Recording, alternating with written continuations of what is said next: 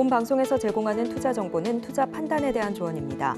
방송에서 제공하는 주식의 가치, 가격 상승 및 하락에 대해서는 방송사에서 보장하지 않습니다. 실시간 정보 브리핑입니다. 첫 번째 소식입니다. 뉴욕 증시가 빅스텝 금리 인하를 결국 긍정적으로 소화하면서 상승 마감한 가운데 국내 증시가 상승세를 보이고 있습니다. 이 시각 보안, 전력설비, 대왕고래 관련주 강세를 보이고 있습니다. 두 번째 소식입니다. 더불어민주당이 오는 24일 개최하는 금투세 토론회에 참석할 의원 명단을 공개했습니다. 모든 과정은 유튜브를 통해 생중계되며 추후 당론을 결정할 방침입니다.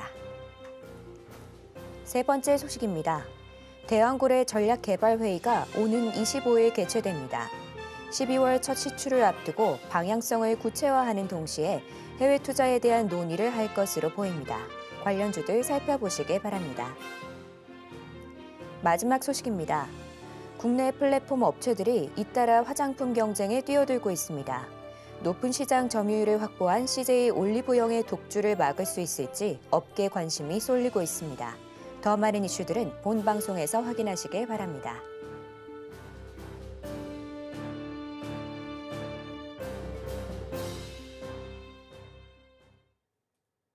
틈새에서 기회를 만들 수 있는 투자시장, 위기를 기회로 아는 만큼 보인다. 주식 제대로 알려주는 학교 13시 투자스쿨의 저는 서재현입니다.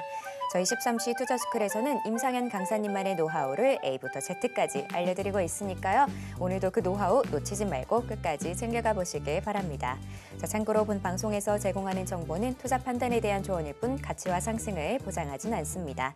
서울경제TV는 자본시장법을 준수하며 1:1 투자 상담, 유사 수신행위 등 불법 사항을 엄중하게 금하고 있습니다.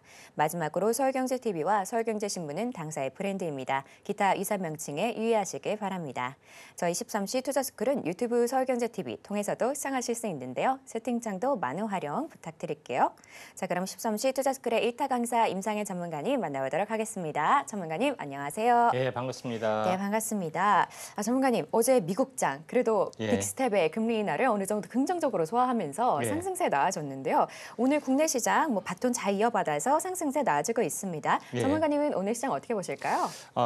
일단은 금리 이제 인하 또 이런 부분들은 그 당일보다는 그 다음날 이후에 또 추세가 중요한 건데 사실 어제는 좀 차익 실현 매물이 좀 나왔죠. 이제 오늘은 본격적인 상승 부분들이 좀 탔습니다.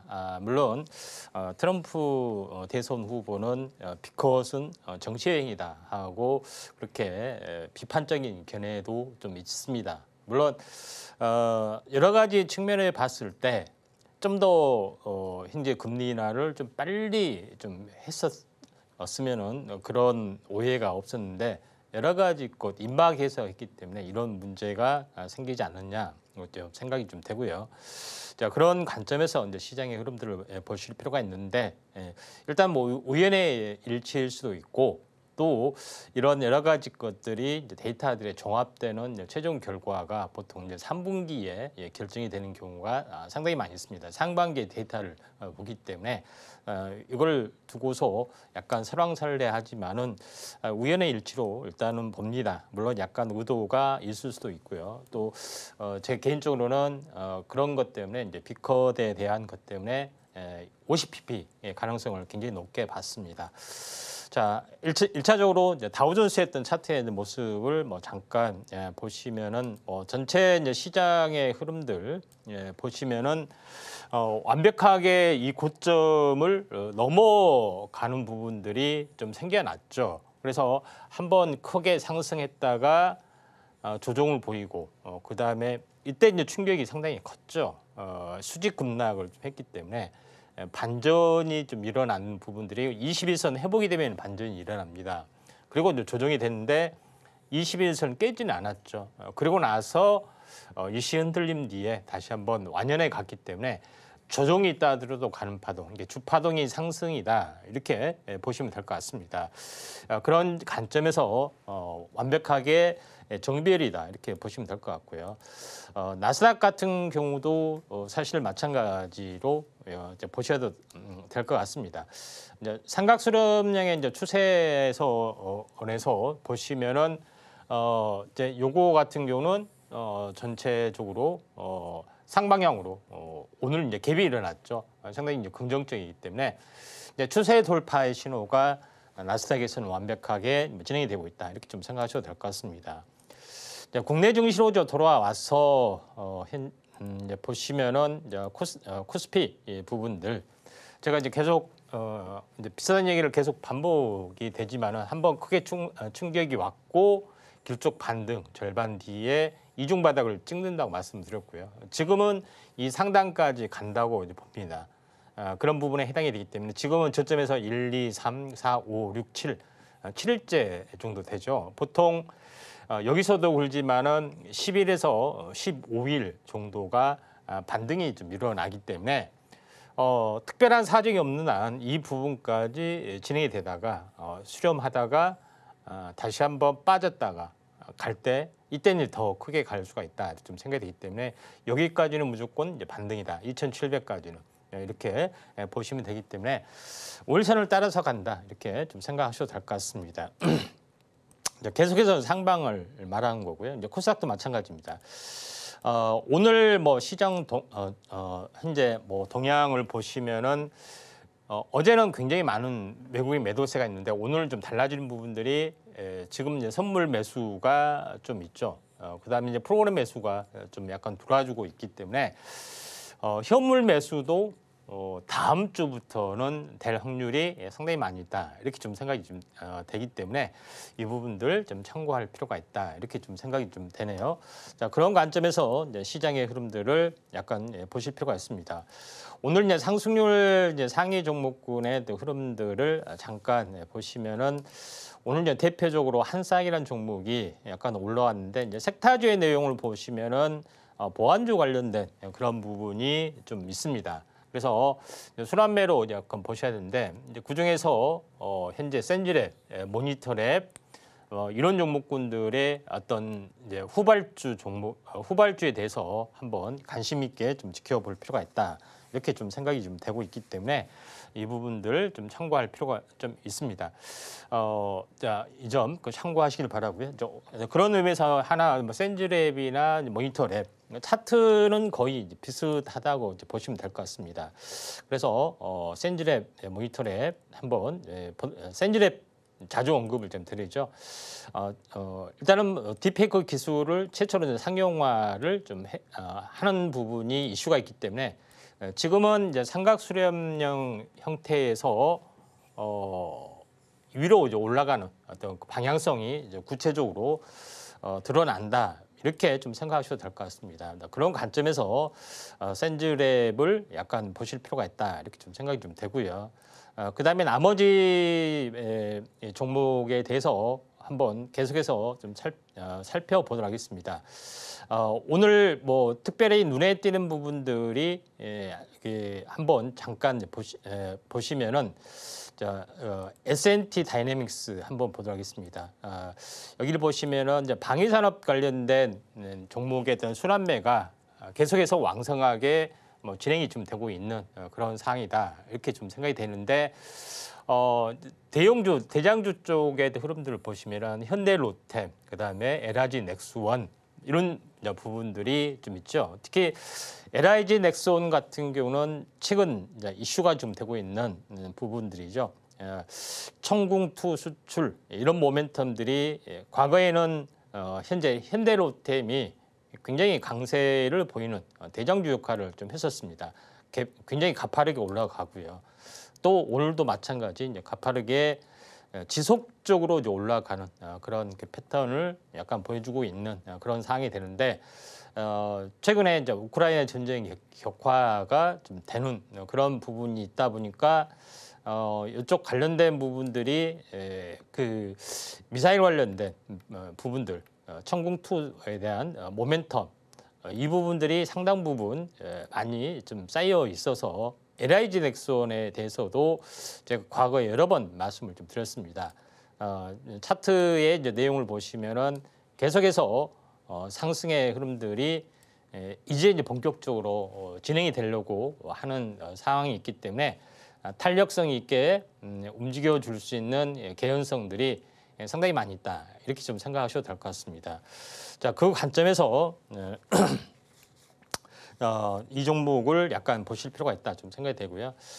또 이제 그 상승률 상위 종목에 대해서 잠깐 보시면은 뭐 앱클로라는 종목이 약간 눈에 띄네요. 자, 한번 이 석타주에 대해서 잠깐 보시면은 면역과 항암제 쪽 부분들이 굉장히 오늘 순환매로 강세. 어제는 현재 이쪽 CMO, CDMO 관련된 부분인데 오늘은 면역 항암제 쪽이 이제 강세, 또 순환매 보고 있는데 유한양의 에클론, S큐브 이런 종목군들 부분들이 약간 눈에 띄는 부분들이 있습니다. 그래서 그 중에서 에클론하고 S큐브 두 개를 한번 좀 살펴보면은 이제 S큐브도 지금 전체 어떤 아직 움직임이 거의 없지만은 순환매로 한번 크게 나타날 수가 있기 때문에 좀 참고하실 필요가 있고요. 오늘 집중적으로 한번 살펴볼 부분들은 이제 에클론 한번 좀 살펴보도록 하겠습니다. 자, 에클론 부분들은 차트로 봤을 때는 현재 탄생 파동의 조건들을 완벽하게 이제 가지고 있는데, 자, 에클론을 우리가 이제 주목을 좀 해줄 필요가 있다고 좀 생각하는 부분들은 CRT 기술에 대한 세포 유전자 치료제가 앞으로 대세가 되고, 또한 이번에 또 새로운 어떤 그 이제 이 바이오 의약품이 새롭게 이제 시장이 창출하려는 영역이 이제 CRT 쪽에 해당이 됩니다. 근데 에클론은 기존에 나와 있는 킴리아나 이런 부분들은 생쥐 세포를 기반으로 하기 때문에 면역 거부나 이런 부분들이 좀 있습니다. 재발 이런 부분들이 있는데 에클론은 휴머나이즈드 이 부분들을 쓰기 때문에 상당히 좀 덜한 어떤 약간 뭐 신실산한 기술이다 이렇게 보시면 되는데, 차트로 보면은 지루하게 하락을 하다가 굉장히 크게 튀었는데 보통 일반적으로 그냥 탄생 파동 절반 빠지고 올라가는 파동이 진행이 되는 것이 일반적이다 이렇게 보시면 될 것 같습니다.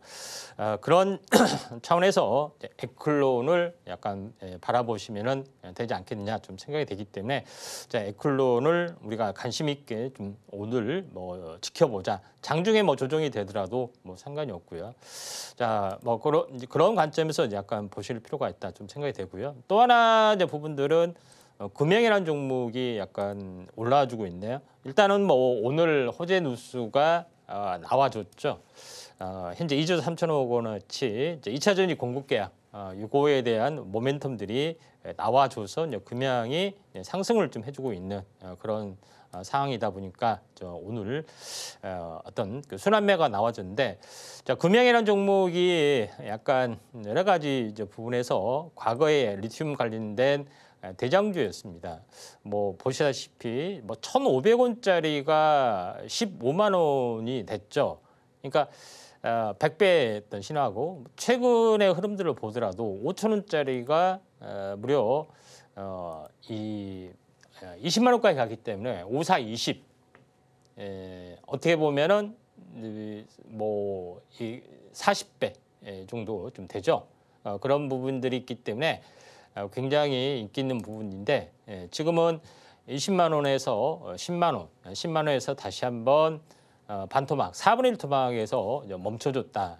물론 기술적 반등의 차원으로 일단은 저는 워낙 많이 올랐기 때문에 기술적 반등, 다중바닥 가능성들이 상당히 많이 있는데, 당분간은 약간 올라줄 수가 있고, 리튬 관련주에 오리지널 뭐 대장주 역할을 좀 해주고 있습니다. 갭상승, 갭 메꾸고 다시 한번 숨구르게 한 다음에 상승이 나타날 수가 있기 때문에 리튬 관련된 뭐 대장주로 약간 보셔도 좀 되지 않겠느냐 이렇게 좀 생각이 좀 됩니다.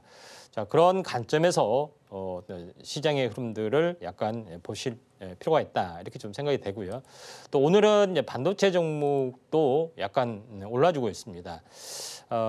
대표적으로 오늘 뭐 반도체 종목군들은 뭐 이제 굉장히 이제 많이 좀 있는 그런 부분인데, 일단은 오늘 이스페타시스 펨트론, 코리아 서키트 이런 종목군들이 약간 올라주고 있는데 코리아 서키트나 이런 것들은 영풍하고 연관이 좀 돼 있죠.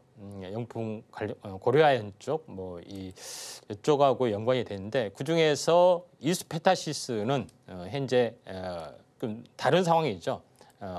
이제 AI 쪽에 이제 PCB 다층 기판을 좀 생산하는 부분이기 때문에 약간 뭐 대장주 역할을 좀 해주고 있는 상황입니다.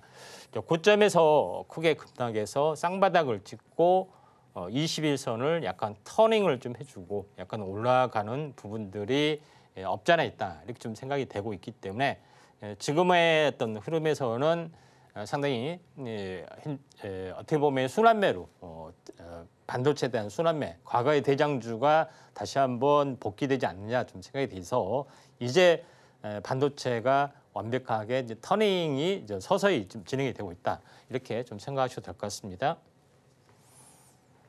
네, 오늘은 양시장 모두 빨간불 켜주고 있는데요. 다만 불안정한 시장이 이어지면서 외국인의 수급을 좀 체크하시면 좋을 것 같습니다. 오늘은 전력 설비를 기준으로 많은 섹터들이 상승 중이니까요. 투자에 참고하시면 좋을 것 같습니다. 자, 이렇게 시장 상황 살펴봤는데요. 이렇게 어려운 상황 속에서 나도 제대로 된 전략 세우고 싶다 하는 분들은 임상의 전문가님과 공부해 보시길 바랍니다. 그럼 저희는 본격적으로 1교시 수업 시작해 보도록 하겠습니다.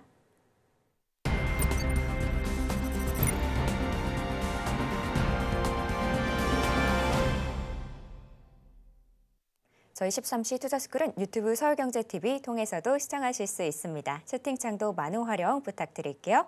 자, 그럼 지금 시간은 오늘 하루 어떤 이슈들이 있는지 체크해 보도록 하겠습니다. 먼저 첫 번째 이슈는 AI 관련입니다. 최근에 자산 운용사인 블랙록과 마이크로소프트가 공동으로 AI 펀드를 만들었는데요. 그 규모가 무려 40조 원이라고 합니다. 이 관련 움직임은 잠시 후에 전문가님과 이야기 나눠보도록 하고요. 또 다른 이슈로 딥페이크 올라왔습니다. 오늘 오랜만에 딥페이크가 다시금 주목을 받았는데요. 비단 우리나라만의 문제가 아니라 전 세계적으로 문제가 되면서 이 기업들이 다양한 솔루션들을 내놓고 있습니다. 오늘은 추가적으로 이 경찰청으로 90억 규모의 예산이 또 할당이 됐는데요. 관련된 이야기 전문가님 통해서 들어보도록 하겠습니다. 전문가님, 예. 네, 오늘도 금요일인데 이렇게 예. 빨간불 켜면서 다양한 이슈들이 있습니다. 다 어떤 예. 내용들일까요? 예. 계속해서 이제 바쁘게 테마가 약간 움직여지고 있습니다. 첫 번째 이제 부분에서는 이제 블랙록이 MS하고 같이 사주 펀드를 구성을 한다 하는 그 내용들이 좀 해당이 됩니다. 여기를 보시면은 펀드 조성 후 채권 발행을 통해서 외부 자본까지 조달할 경우 약 133조에 달할 수도 있다. 시드머니가 약 40조인데, 그러니까 시너지 효과가 발휘할 수가 있기 때문에 데이터 센터하고 같이 연결된 AI 인프라서 전력이 거의 필수적이다 이렇게 보시면 될 것 같고요. 특히 미국의 데이터 센터가 상당히 많이 집중이 돼 있는데 미국의 전력 설비라는 게 보통 30년, 40년 전에 노후화된 설비가 주로 이루어지기 때문에 전면 재교체를 좀 해야 되지 않느냐 좀 생각이 듭니다. 그런 관점에서 시장의 흐름들을 약간 보실 필요가 있다 이렇게 좀 생각이 되기 때문에 전력 관련된 설비 부분들이 계속해서 커질 확률이 상당히 많이 있다 이렇게 좀 생각이 좀 됩니다. 뭐 어떤 부분들은 왜 선진국인데 왜 전력 설비가 노후화됐지 하지만은 현재 미국은 굉장히 오래된 나라이기 때문에 설비 투자의 어떤 사이클들이 있습니다. 과거에 한 두 차례 있겠죠. 뭐 그런 차원에서 일단은 보실 필요가 있다 좀 생각이 되기 때문에 우리나라는 최근 경제 발전하면서 전력 설비라 이런 사회 인프라를 깔기 때문에 뭐 한지 한 20년, 뭐 30년 되지 않는 것들이 대부분입니다. 그런 부분이 좀 해당이 돼서 좀 차이가 나는 부분이 없지 않아 있다 좀 생각이 되는데 그 중에서 그래도 안정적인 종목 부분들이 현재 효성중공업입니다. 효성중공업은 배 만드는 데 아니냐 하지만은 그게 아니고 건설에서 이제 현재 분할이 돼서 전력 사업을 전문으로 하는 기업이다 이렇게 좀 생각이 되고 대기업에도 효과가 있고 또 직접 시공도 가능하고 부품에 대한 수출도 가능한 부분들이 좀 해당이 되고 있기 때문에 수주도 가능한 그런 부분이기 때문에 중장기 성장은 굉장히 밝다 이렇게 좀 생각이 됩니다. 차트적으로 봤을 때 굉장히 지금은 가격 조정 기간 조정이 충분히 받았기 때문에 거의 쌍바닥을 보이고 박스권을 치고 올라가려고 하는 흐름들이 진행이 되고 있다 이렇게 좀 생각하셔도 될 것 같습니다. 그런 차원에서 효성중공업을 바라보신 게 좀 좋을 것 같고요. 두 번째 이슈로는 어제 나온 이슈이기도 하는데 자, 그 KT의 최대 주주가 단순 최대 주주입니다.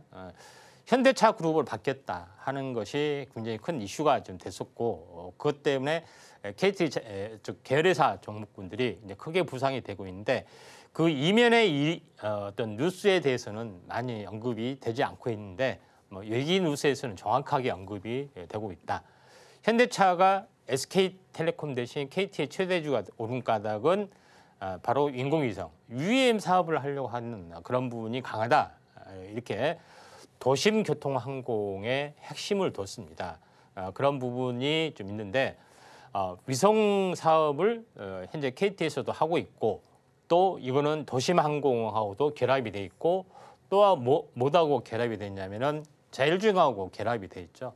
자율주행은 5G, 6G하고 이렇게 연동이 되는 그런 부분이 있기 때문에 당연히 이제 KT하고 손잡을 수밖에 없다. 이렇게 좀 생각이 돼서 중장기적인 큰 그림은 UAM, 그다음에 이제 자율주행이라고 보시면 될 것 같고 또 실제적으로 최근에 이제 테슬라가 현재 우주항공, 스페이스X 이런 사업들도 하고 있는 것은 테슬라의 자율주행, 그다음에 이성 사업하고 같이 이렇게 연결이 되고 있다 이렇게 좀 생각하셔도 될 것 같습니다. 그래서 KT가 또 AI 서비스를 통신으로 하게 되죠. 그렇기 때문에 통신사가 AI 사업도 하고 있고 또 브랜드로서 믿음이라는 AI 서비스를 하고 있는데 그 중에서 관련된 자회사 부분들은 KTIS하고 KTCS 어제도 잠깐 이야기를 한 것 같은데 이제 본격적으로 현재 차트를 보시면은 고점과 고점을 연결한 추세선이죠. 그다음에 저점과 저점을 연결한 추세선 보시면은 하단선에 있습니다. 장대 양봉이 나오고 숨고르기를 좀 해주고 있는데 단순하게 일회성 KT의 이제 최대 주주가 현대차가 됐다 하는 뉴스도 있지만은 이게 AI 쪽의 서비스 사업을 하고 있는 계열사이기 때문에 우리가 이제 KTIS, CS 부분들을 잘 보셔야 된다 이렇게 좀 생각이 됩니다. 대규모 AI 콜센터를 거의 아웃바운드 그 현재 전문적 용어로는 하청을 거의 대리를 하고 있기 때문에 이에 대한 창구 역할을 좀 해주고 있죠. 그런 차원에서 계열회사를 잘 보자 이렇게 말씀을 좀 드리도록 하겠습니다. 세 번째 이제 부분에서는 딥페이크가 약간 피로감이 있을 정도로 계속해서 뉴스가 나옵니다. 그런 부분인데 글로벌 테크 기업의 대응이 본격화됐다 이런 것들이 좀 해당이 되죠. 그렇기 때문에 딥페이크 기술도 발전하고 이걸 탐지하는 기술도 계속 대응하는 것도 발전이 되고 있죠. 왜 이게 이제 위험한 그런 부분이냐면은 이제 페이스북이나 인스타그램이나 보면은 사진이 굉장히 많이 올라가죠. 누가 어떻게 내 사진을 도용해서 악용이 될 수도 있다는 거죠. 그런 부분에서 보면은 옛말에 이제 병 주고 약 주고 그런 말이 있죠.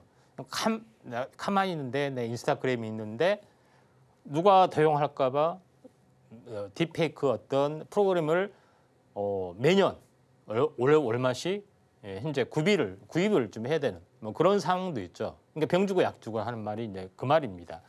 그렇죠.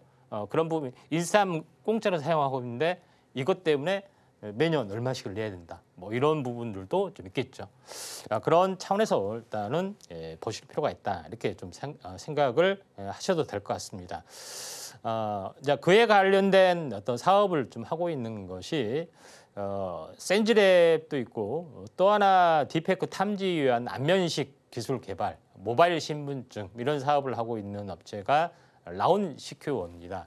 라운시큐어 부분들이 두 번째로 이쪽 관련된 부분에 적극적으로 상용화 서비스를 할 수 있기 때문에 센지랩, 모니터랩, 또 라운시큐어 이런 부분들을 잘 보셔야 하는데 이 부분도 한번 크게 상승하고 조정을 보이고 탄생파동이고 장중에 상승했다가 약간 밀려주는 흐름들이기 때문에 나름대로의 흐름은 좀 괜찮다 이렇게 좀 생각하셔도 될 것 같습니다. 자, 이제 그런 관점에서 볼 필요가 있다 좀 생각이 되고요. 이제 마지막으로 제일 중요한 현재 색타인데 인텔이 처음에는 이제 파운드를 접는다 했습니다. 그래서 충격이 많았죠. 근데 나중에 알고 봤더니 파운드리를 분사한다는 개념이 있죠. 그런 부분이 있는데 그러면 삼성은 이제 고민을 하게 되죠. 어떻게 할 것인가 하는 부분이 좀 있는데 대부분의 이제 미국의 이제 빅테크 업체, 엔비디아도 그렇고 AMD도 그렇고 전부 다 팹리스 기업에 좀 해당이 됩니다. 그러니까 설계만 전문으로 합니다. 그런데 인텔은 CPU를 직접 설계를 하고 직접 공장도 있었고 이걸 제품화시키는 이런 종합 반도체 기업인데 파운드리를 현재 분사를 한다는 것은 뭐냐면은 고객과의 경쟁하지 않는다는 원칙이 있죠. 우리는 CPU를 만듭니다. 경쟁사의 또 CPU를 우리가 만들 수도 있습니다. 또 GPU를 우리가 만들 수도 있고 또 AI 반도체 우리가 만들 수 있으면은 그 설계도가 CPU의 기술로 그대로 녹아 떨어지기 때문에 꺼려야 한다는 겁니다. 기술 여출을. 그래서 분사를 하게 되는 거죠. 삼성전자도 마찬가지죠. 종합 반도체 기업이지만은 이런 것 때문에 그래서 TSMC는 유일하게 이제 파운드리만 전문으로 좀 하는 부분들이 있죠. 그래서 모두 다 믿고 기술 유출은 안 되겠구나 하면서 모든 기업들이 이렇게 진행이 된다는 거죠. 그런 관점에서 약간 볼 필요가 있다 좀 생각이 되는데 엔비디아가 TFC 말고 다른 기업이 있습니다. 우리 그 기업한테 넘기겠습니다 하는데 다 삼성일 줄 알았더니 설마 인텔 파운드리 이렇게 의심을 하죠. 나중에는 PIM, HBM, PIM 경쟁이 되면은 HBM하고 삼성은 경쟁 관계가 좀 될 수도 있습니다. 이런 부분이 있기 때문에 삼성의 턴키 전략이 통할 것인지 아니면은 삼성도 파운드리 이제 분사로 할 것인지 고민의 시간대가 다가오고 있다 이렇게 보시면 되고 이쪽 관련된 부분들은 잠시 후에 다시 말씀을 좀 드리도록 하겠습니다.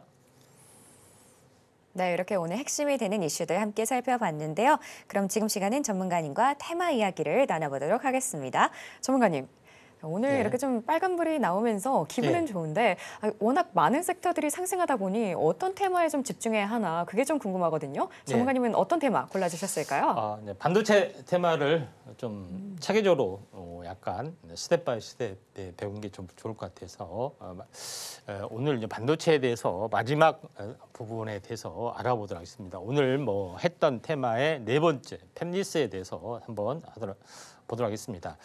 자, 반도체 이제 팹리스는 뭐냐면은 미국 빅테크 기업의 선택과 집중, 설계를 집중하고 파운드리 하청은 TSMC나 이쪽에 이제 집중하는 전략들을 좀 해주고 있죠. 그런 부분이기 때문에 설계와 파운드리 시설 이걸 공동으로 하기에는 상당히 이제 부담이 가는 거죠. 그래서 시설 막대한 자본이 소모되고 복잡한 파운드리는 위주화하는 경향들이 있습니다. 그래서 순수한 설계 분야만 빅테크 기업이 하고 있는데 대부분의 기업이 이렇게 하고 있다. 이렇게 좀 생각하셔도 될 것 같습니다. 그런 부분에서 인공지능과 자율주행이 급부상이 되면서 그런 시장이 굉장히 커지고 있고 또 처음에는 메모리 시장보다 훨씬 더 발전을 많이 했었습니다. 근데 나중에 뒤따라 올라오는 부분들이 HBM인데 자.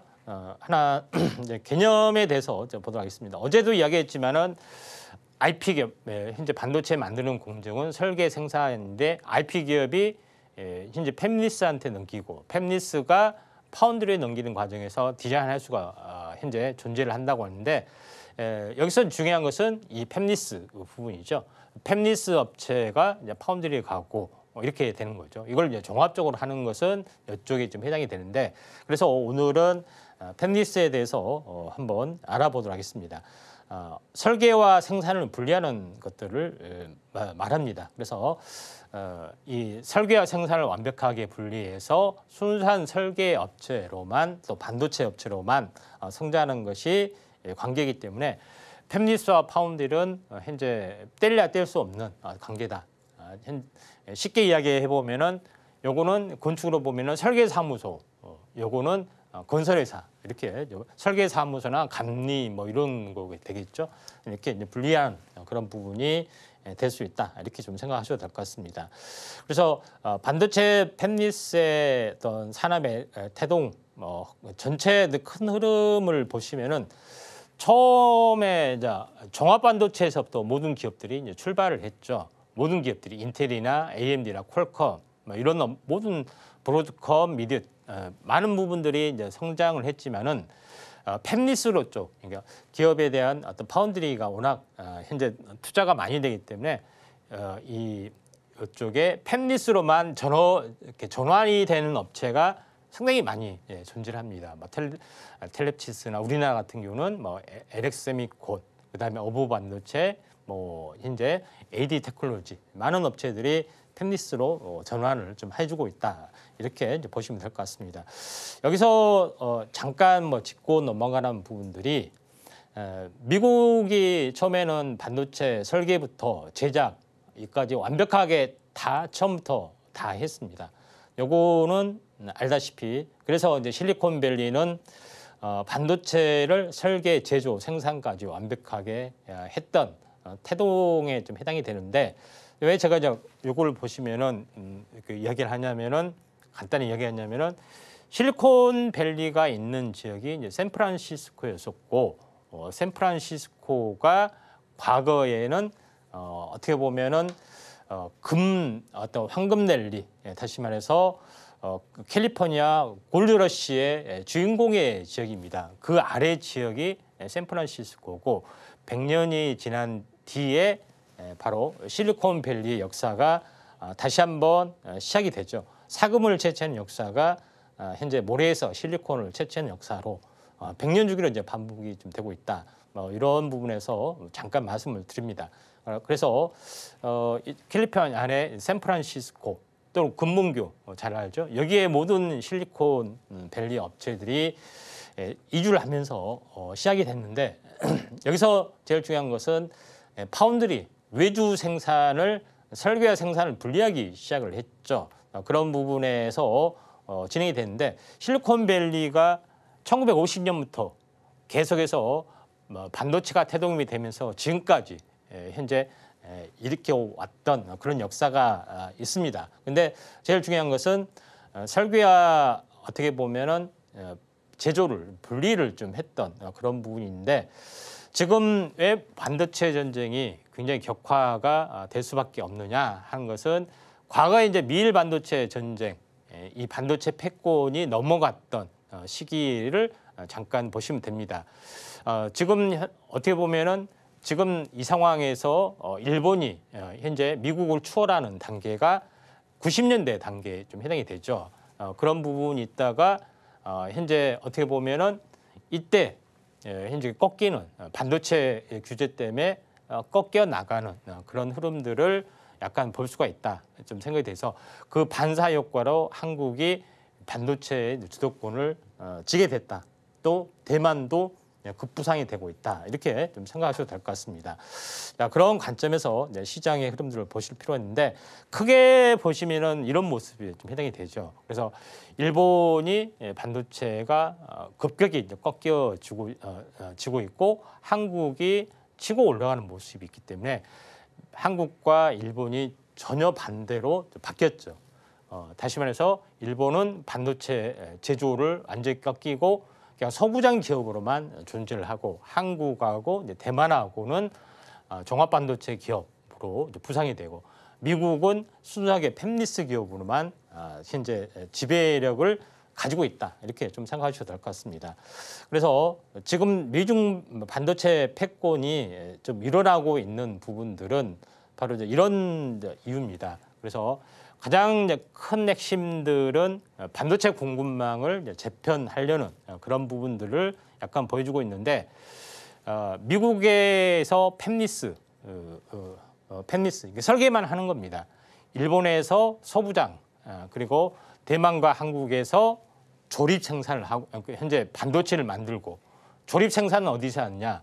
바로 중국 내 폭스콘이나 이런 위치에서 하고 그 제품을 미국이 갖다 쓰는 어떤 이런 선수하는 구조를 가지고 있는데 중국을 완전히 이제 제외를 시킨다는 거죠. 모든 것을 이제 중국이 설계부터 어떤 소부장 모든 것들을 하려고 하기 때문에 반도체 전쟁이 이렇게 일어날 수밖에 없는 그런 상황이다.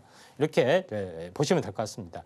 그런 관점에서 제일 이제 중요한 것은 팹리스가 가장 중요한 부분들이 해당이 되기 때문에 한번 이 부분들을 우리가 좀 체크를 좀 해보자 이렇게 말씀드리고 그다음에 이제 글로벌 팹리스에 물론 이제 과거의 통계입니다. 지금은 엔비디아가 올라왔죠. 과거의 통계상 퀄컴, 엔비디아, 브로드컴, 그다음에 미디어텍, AMD 이런 부분이 과거에 지금의 글로벌 팹리스 기업입니다. 물론 지금은 다 뭡니까? 과거에는 전부 다 파운드리를 직접 다시 했습니다만은 지금 전부 다 하청을 주고 있죠. 그런 부분이 있다 이렇게 좀 생각이 되고 있고 대부분의 기업이 이제 팹리스 기업이다 이렇게 보시면 되고 우리나라 같은 이런 부분들이 자세한 부분들은 좀 생략을 좀 하도록 하겠습니다. 자 여기서 제일 중요한 부분들은 우리나라 같은 경우에 이제 대표적인 팹리스 기업 부분들은 LX 세미콘, 어보 반도체, AD 테크놀로지, 제주 반도체, 텔레피스 이런 업체들입니다. 팹리스 기업은 공장만 없을 뿐이지 자체적으로 반도체를 설계하고 판매를 하는 기업이다. 이렇게 보시면 됩니다. 자 그런 관점에서 시장의 흐름들을 현재 주목할 필요가 있고 팹리스의 어떤 성장성이 약간 높아질 수밖에 없지 않느냐. 이렇게 좀 생각이 돼서 팹리스 기업에 우리가 주목을 좀 해보자 이렇게 말씀을 드리도록 하겠습니다. 네, 오늘의 테마는 반도체 팹리스였습니다. 인공지능의 성장으로 이 반도체 설계가 더욱 중요해지고 있는데요. 이 테마로 나도 구체적인 전략 세워나가고 싶다 하는 분들은 임상현 전문가님과 공부해 보시길 바랍니다. 자, 그럼 전문가님께 테마 속에서 눈여겨볼 만한 종목들을 바로 여쭤보도록 할게요. 전문가님. 예. 자, 이 반도체 설계 이쪽에서는 어떤 기업들이 잘하고 있을까요? 예, 뭐 대표적으로 이제 두 가지 업체 보도록 하겠습니다. 첫 번째는 LX 세미콘, 그다음에 두 번째는 현재 제주 반도체 부분들을 보도록 하겠습니다. 현재 LX 세미콘은 LX 그룹 계열의 이제 디스플레이용 DDI 구동칩 관련된 시스템 반도체 쪽 부분을 전문으로 하고 있고요. 물론 SiC 반도체도 나름대로 좀 준비를 좀 하고 있죠. 그런 차원에서 LX 세미콘이 대표적으로 공장이 없지만은 디스플레이 구동칩을 전문으로 이제 공급을 하고 있다 이렇게 보시면 될 것 같습니다. 그리고 이제 최근에 차트를 보시면은 마지막 반등 이후로 크게 빠지는 부분인데 저점이 낮아지는 이중 바닥을 찍고 현재 이 터닝을 좀 하려고 하는 냉난점이 여기에 좀 있습니다. 이런 움직임을 약간 보여주려고 하기 때문에 LX 세미콘이 한번 주목을 해보자 이렇게 말씀을 드리도록 하겠습니다. 두 번째 부분에서는 저전력 반도체 쪽으로 강자를 보이고 있는 제주 반도체. 제주 반도체도 팹리스죠. 하청은 어디에서 합니까? 현재 대만 현재 업체에서 좀 하죠. TSMC는 규모가 크기 때문에 그보다 적은 규모의 업체에 맡기고 있습니다. 자, 모바일용 메모리 반도체에 대한 설계 전문, 저전력 반도체 이 부분들도 있습니다. 다만 지금은 38,000에서 오랫동안 장기적으로 심취를 하고 거의 한 4분의 1 토막이 났습니다. 저점이 낮아지는 쌍바닥 찍고 기간 삼각 수렴형 후에 이렇게 올라와 주려고 하고 있기 때문에 제주 반도체 두 개를 한번 잘 지켜보자 이렇게 말씀을 드리도록 하겠습니다. 네, 오늘도 두 종목 잘 골라주셨는데요. 먼저 LX 세미콘은 상반기 매출도 성장하면서 긍정적인 전망을 보여줬습니다. 다음 제주반도체도 이 모바일 기기의 메모리 반도체 전문인데요. 이 두 종목 다 눈여겨보시면 좋을 것 같습니다. 그렇다면 전문가님께 이제는 대망의 원픽 종목을 바로 여쭤보도록 할게요. 전문가님, 예. 자, 이 두 종목 중에서 전문가님 마음속에 1등은 어떤 종목일까요? 예, 제주반도체입니다. 네. 네, 제주반도체는 얼마 전에도 말씀을 좀 드렸지만은 저전력 반도체 이제 틈새 시장 공략을 좀 해주고 있는 그 대표적인 업체다 이렇게 좀 생각이 되고 또 이게 현재 스마트폰의 이제 보조 메모리를 떠나서 각종 사물 인터넷, 리모컨이나 전자 부품 이런 다양한 쪽으로도 뭐 들어가는 부분들이 해당이 되기 때문에 현재 뭐 제주 반도체가 성장성이나 모든 면에서 좀 탁월한 부분들이 좀 해당이 된다 이렇게 좀 생각이 되기 때문에 팹리스 기업으로의 대표적인 종목은 제주 반도체다 이렇게 볼 수가 있겠습니다. 네, 전문가님의 원픽 종목은 제주 반도체였습니다. 이 다양한 저전력 메모리 반도체를 생산하고 있으니까요. 눈여겨보시면 좋을 것 같습니다. 자, 그럼 지금 시간은 여러분이 가장 궁금해하실 시간인데요. 바로 오늘의 머니 종목 시간입니다. 자, 전문가님, 오늘은 예. 어떤 종목 준비해 주셨을까요? 네, 팹리스 기업 중에 뭐 하나입니다. 텔렙치스라고 합니다. 그래서 텔렙치스에 대해서 잠깐 보면은 자동차용 현재 반도체 칩의 개념이고요. 이름에서 이제 텔렙치스라고 느껴지면은 텔레비전 플러스 칩이구나. 이름에서 약간 포스가 있죠. 그래서 디스플레이 관련된 부분한 것을 알 수가 있다. 이렇게 좀 생각이 되는데 차량용 인포테인먼트 팹리스 기업의 대표적이다. 이렇게 좀 생각이 됩니다. 주요 만드는 제품의 칩은 디지털 클러스터 앞에 디지털 계기판, 이 화면, 헤드업 현재 디스플레이, 그 다음에 이쪽 관련된 부분들, 서라운드 뷰, 현재 모니터를 할 수 있는 카메라 쪽 관련된 부분들을 좀 해주고 있다 이렇게 좀 생각이 되는데 가장 핵심적인 부분들은 현재 앞에 이제 디스플레이, 인포테인먼트라고 하죠. 요거 이제 통합 칩셋, 돌핀 플러스라는 시리즈 제품이 인기가 있습니다. 또 이것과 연동이 된 아다스용 AI 반도체 개발을 계속해서 융복합적으로 이제 진행을 하고 있기 때문에 성장성이 약간 높아질 확률이 많다 이렇게 보시면 됩니다. 디지털 계기판이라고 했죠. 이제 요걸 보시면은 이제 요거를 말합니다.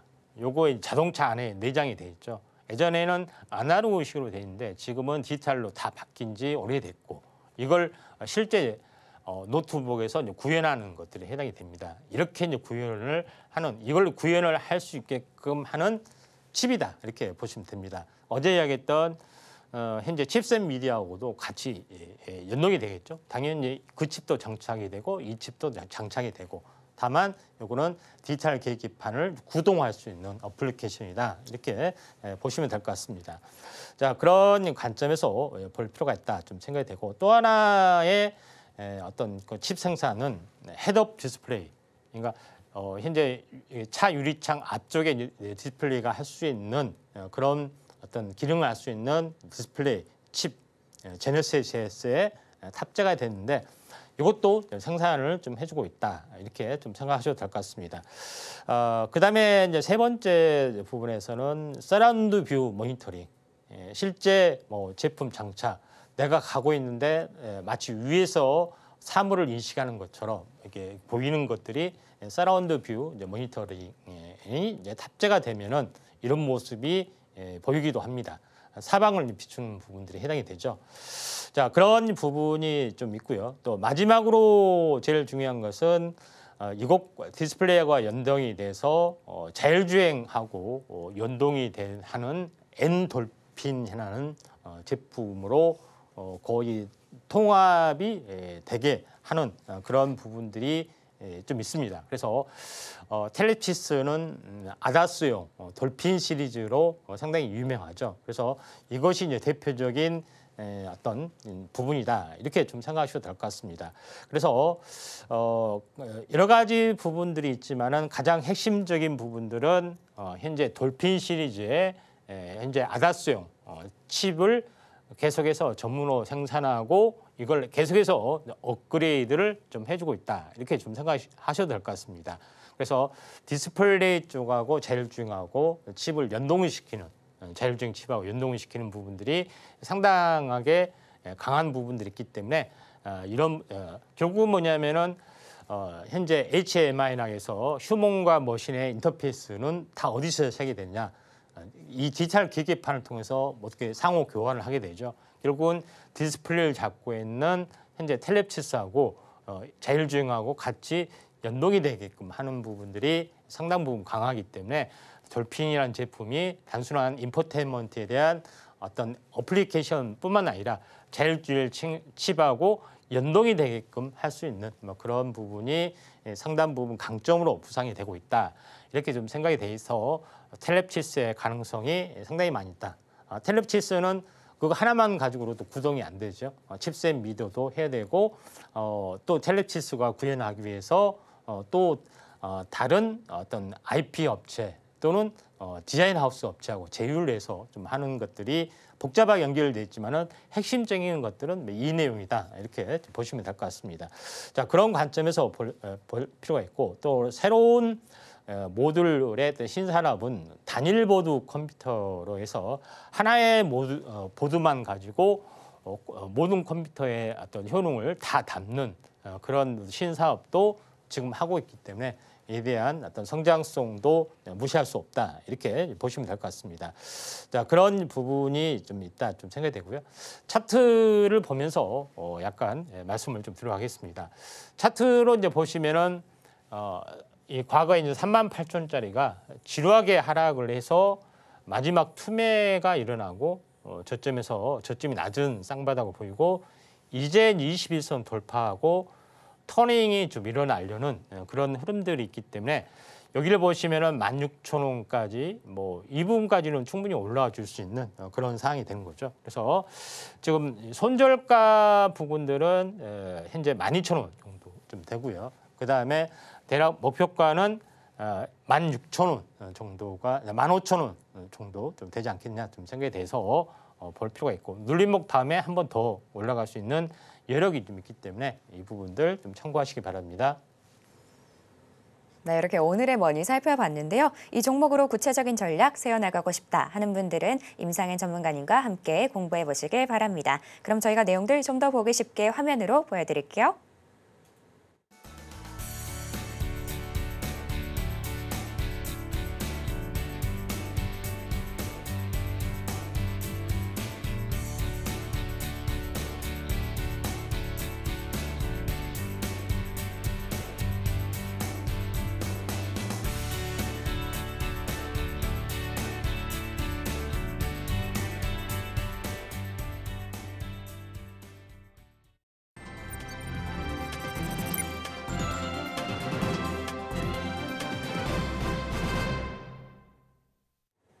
지금 시간은 마감 전략을 알아보는 시간입니다. 바로 전문가님께 여쭤보도록 할게요. 전문가님, 예. 그래도 오늘은 예상 외로 이렇게 좀 빨간불을 켜주면서 장 흐름은 좋은데요. 그럼에도 왠지 저희가 아주 안도할 수는 없는 좀 경기 침체에 대한 우려감이 살짝 있는 그런 시장인 것 같거든요. 예. 전문가님은 전략 어떻게 보실까요? 예, 뭐 사실 앞 시간에도 얘기했지만은 2,700까지는 반등이 될 수 있고 또 재료적인 측면에서 이제 금리 인하에 대한 어떤 후폭풍, 그러니까 당일이 아니라 당일 이후의 방향성이 중요하다겠죠. 미국 시장이 확실히 좀 돌아섰기 때문에 우리나라 시장도 후행적으로 좀 따라갈 수가 있다. 그래서 이번은 연휴하고 끼는 부분이 있기 때문에 본격적인 효과는 나타나지 않고 다음 주 5일 연속 거래가 되는 시점이기 때문에 그때 나타날 수가 있다. 좀 생각에 대해서 이때 한번 잘 지켜보고 상방향 가능성을 두고 현재 마지막에 반도체가 돌아가는 흐름들에 주목을 좀 해보자 이렇게 말씀을 드리도록 하겠습니다. 네, 이렇게 전략까지 함께 챙겨드렸습니다. 오늘 준비한 내용들 모두 만나봤는데요. 끝으로 오늘 핵심 만나보고 올게요. 네, 오늘의 테마머니로 전력, 인공지능, 딥페이크, 팹리스 올라왔습니다. 또 오늘의 집중 분석 머니 테마는 반도체 팹리스였고요. 마지막으로 오늘의 머니 종목은 텔레칩스였습니다. 네, 이렇게 오늘 핵심까지 만나봤고요. 혹시 더 궁금한 내용 있으시면 저희 전문가님께 여쭤보시면 됩니다. 자, 참고로 본 방송에서 제공하는 정보는 투자 판단에 대한 조언일 뿐 가치와 상승을 보장하진 않습니다. 서울경제TV는 자본시장법을 준수하며 1:1 투자 상담, 유사수신행위 등 불법 사항을 엄중하게 금하고 있습니다.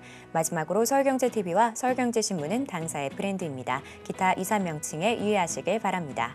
오늘 저희가 준비한 내용은 여기까지고요. 저희는 다음 주 월요일 오후 1시에 다시 인사드리겠습니다. 오늘도 시청해주신 여러분 감사합니다.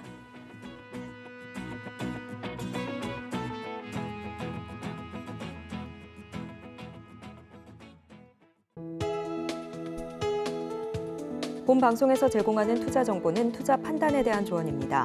방송에서 제공하는 주식의 가치, 가격 상승 및 하락에 대해서는 방송사에서 보장하지 않습니다.